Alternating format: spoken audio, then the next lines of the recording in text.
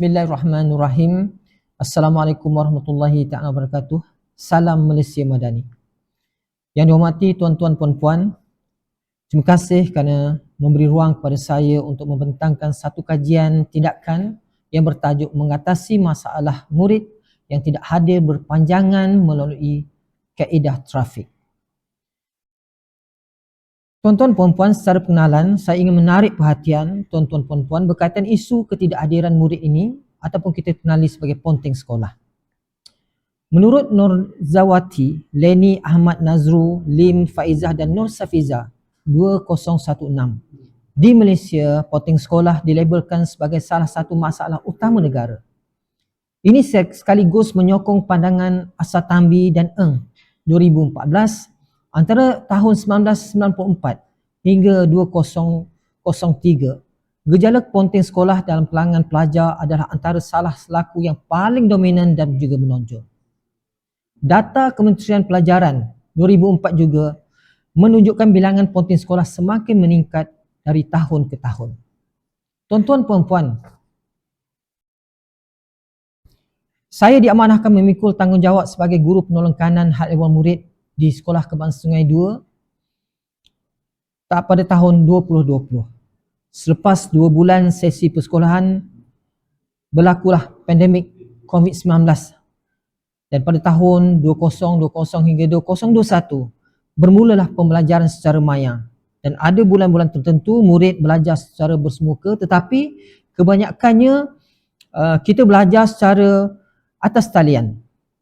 Dan pada penghujung 2021 apabila mula belajar secara bersemuka sepenuhnya, perkara yang mencabar kepada pentadbir sekolah adalah isu kehadiran. Peratus kehadiran harian amat membimbangkan. Ada masa kurang dari 80% dan purata kehadiran bulanan hanya 80% hingga 85% sahaja. Berdasarkan e-kehadiran dalam aplikasi pengkalan data murid, seramai 8 orang murid dikenal pasti sebagai penyumbang utama KPI kehadiran SK Sungai 2 tidak tercapai. Untuk makluman, KPI kehadiran bagi SK Sungai 2 adalah 91%. Kita lihat pula apakah fokus kajian. Fokus kajian ini adalah kepada tindakan menarik minat seramai 8 orang murid yang telah dikenal pasti merekodkan ketidakhadiran melebihi 60% untuk kembali ke sekolah. Objektif kajian, selepas kajian ini selesai dijalankan adalah diharapkan objektif akan tercapai seperti berikut. Objektif umum, pihak sekolah mengharapkan dengan adanya insentif khusus ini akan memberikan motivasi kepada murid untuk hadir ke sekolah. Dan apabila mereka hadir ke sekolah, tentu sekali mereka tidak akan tercicir di dalam pembelajaran. Objektif khusus, bagi meningkatkan peratus kehadiran 8 orang murid yang kita kenali sebagai sampel ini, kita mengharapkan dalam kajian ini akan mencapai kepada 85% kehadiran pada akhir kajian.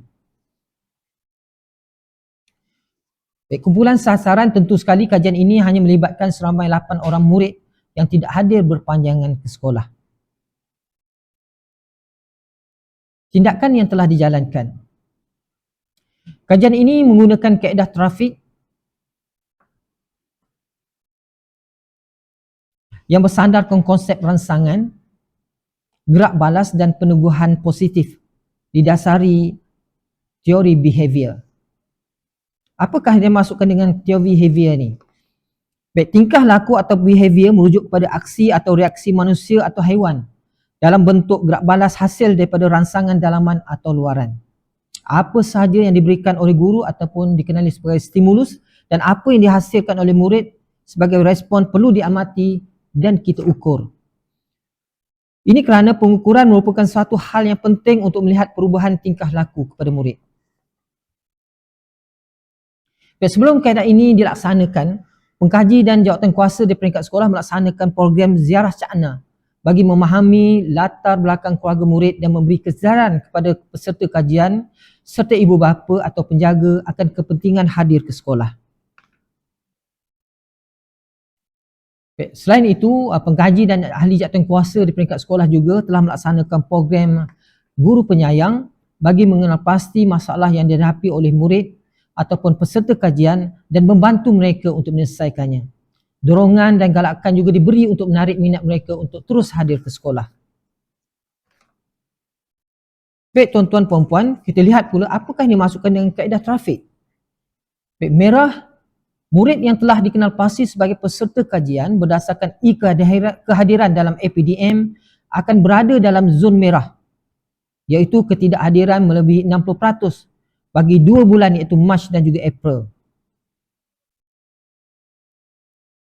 Bagi kuning pula, murid atau sampel kajian akan berada dalam zon kuning sekiranya mereka hadir ke sekolah setiap hari selama seminggu. Murid akan diberi insentif kehadiran sebagai galakan untuk terus hadir ke sekolah.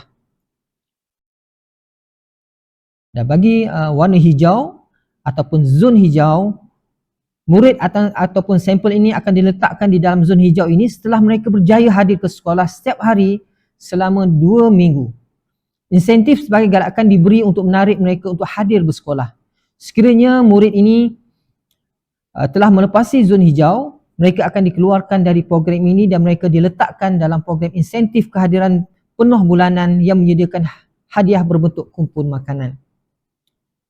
Kita lihat pula berapa kos yang kita sediakan untuk melaksanakan program ini.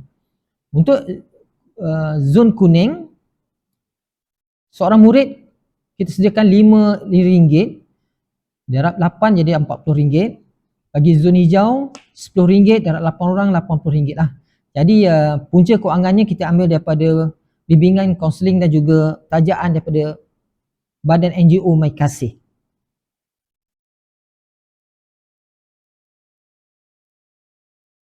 Baik, kita lihat apakah dapatan kajian ini. Apakah hasil daripada program ini. Baik, apabila kita lihat di sini seramai 5 orang berada pada zon hijau. Ya. 2 orang berada dalam zon kuning dan seorang masih lagi berada di dalam zon merah. Baik. Kalau kita lihat dari carta ini, 5 orang mewakili 62.5%, 2 orang mewakili 25% dan seorang mewakili 12.5%. Pada keseluruhannya program ini berjaya menarik seramai 7 daripada 8 orang murid, iaitu mewakili 87.5% untuk kembali ke sekolah. Refleksi kajian secara keseluruhan daripada ibu bapa penjaga peserta kajian setelah melakukan ziarah Cakna dan memberi pemahaman berkaitan program ini serta akta pendidikan wajib di peringkat sekolah rendah, ibu bapa atau penjaga memberi kerjasama dalam memastikan kehadiran murid ataupun anak-anak mereka ke sekolah.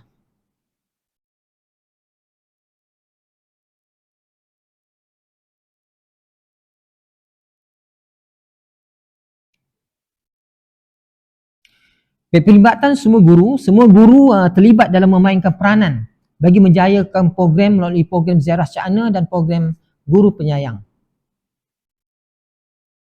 Sumber kewangan sebagaimana yang telah dinyatakan tadi, perbelanjaan insentif dibiayai dengan peruntukan bimbingan dan kaunseling serta sumber kewangan daripada Badan NGO My Kasih.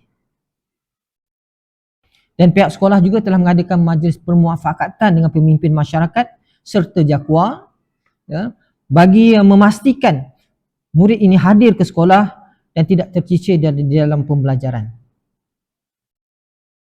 Tuan-tuan puan-puan, untuk cadangan seterusnya bagi kajian ini, pengkaji mencadangkan program masuk asrama, satu alternatif peningkatan kehadiran murid ke sekolah. Yang pertama, untuk program ini mungkin kita boleh laksanakan kempen masuk asrama dan kita boleh lihat nanti antara murid asrama dan juga murid berulang, manakah data peratusan kehadiran yang paling tinggi. Baik, kita lihat ini sedikit gambar berkaitan dengan program ziarah Cakna yang pihak sekolah telah laksanakan di beberapa buah kampung, dan ini adalah program guru penyayang melibatkan semua guru di peringkat sekolah. Sekian daripada saya, terima kasih.